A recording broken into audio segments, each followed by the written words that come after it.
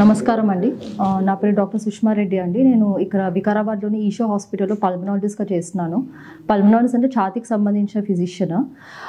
మనం ఈరోజు తెలుసుకునేది సిఓపిడి అనే గురించి. సిఓపిడి అంటే క్రానిక్ అబ్స్ట్రక్టివ్ పల్మనరీ డిజీజ్ అండి. అది ఎందుకు వస్తుందంటే యూజువల్గా స్మోకర్స్ అంటే బీడీ చుట్టా సిగరెట్ తాగే వాళ్ళకి కానీ, లేదా పొగాకు జర్దా నమ్మలే వాళ్ళకి కానీ, కొంతమందికి ఇంట్లో కట్టెలు పోయి ఉన్న వాళ్ళకి కానీ, లేదా ఫ్యాక్టరీస్ పనిచేసే వాళ్ళకి యూజువల్గా వస్తుందండి.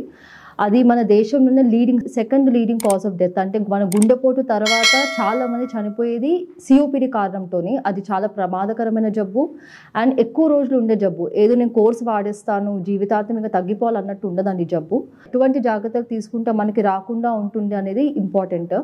సో దీని లక్షణాలు ఏముంటాయంటే కొంచెం నడవగానే ఆయాసం రావడం, శ్వాసలో ఇబ్బంది కావడం, పిల్లి కూతురు శబ్దం మాదిరి రావడం కానీ, దగ్గు రావడం, తెమడ ఎక్కువగా నిండిపోవడం ఛాతీలు, ఇలాంటి లక్షణాలు ఉంటాయండి. జ్వరం మళ్ళీ వస్తుంది. వాతావరణం చల్లబడగానే, వర్షాలు పడగానే ఇటువంటి వాళ్ళకి ఎక్కువగా ఇబ్బంది జరుగుతుంది.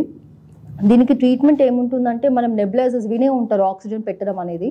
సో నెబులైజర్ పెట్టడం కానీ, దానికి తగ్గట్టుకుని మందులు తీసుకుంటూ ఉంటుంది. అండ్ యూజువల్గా దీన్ని 5 టైప్స్గా ట్రీట్ చేయొచ్చు. ఒకటి మెడిసిన్స్ అండి, నెబులైజర్తో పాటు ఆక్సిజన్ ఇంజెక్షన్స్ ట్రీట్మెంట్ అన్ని ఇస్తాము.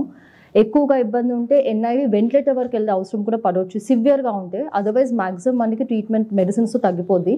సెకండ్ రీహాబిలిటేషన్ అంటే ఎక్సర్సైజెస్ నేర్పిస్తాం. కొన్ని ప్రాణాయామం కానీ, డయాఫ్రమాటిక్ బ్రీదింగ్ కానీ కొన్ని ఎక్సర్సైజెస్ ఉంటాయి, అవి నేర్పిస్తాము. మూడోది మోస్ట్ ఇంపార్టెంట్లీ టొబాకో సెజెషన్ అంటే మీరు వాడే బీడీలు కానీ, చుట్టాలు కానీ, స్మోకింగ్ కానీ ఆపేయడము, వాటికి దూరంగా ఉండడం. కట్టెల పొయ్యి కానీ ఉంటే దానికి దూరంగా ఉండడం. రెండోది ఫ్యాక్టరీస్లో కానీ, వెల్డర్స్ కానీ, కొన్ని ఇటుకలు తయారు చేసే ఇలాంటి వాటికి దూరంగా ఉండడం.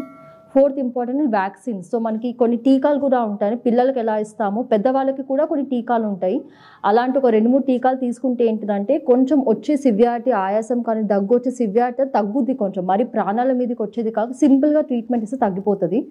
సో ఇది సింపుల్గా చెప్పే సిఓపిడి చాలా పెద్ద ఇష్యూ, చాలా పెద్ద విషయం ఇది. బట్ మీరు తగిన జాగ్రత్తలు కానీ వీటికి దూరంగా ఉంటే మీరు సేఫ్గా ఉండవచ్చు. ఈ వీడియో కనుక మీకు నచ్చినట్లయితే లైక్ చేసి, షేర్ చేసి, కామెంట్ చేయండి. మా ఛానల్ని సబ్స్క్రైబ్ చేయడం మాత్రం మర్చిపోకండి. Thanks for watching.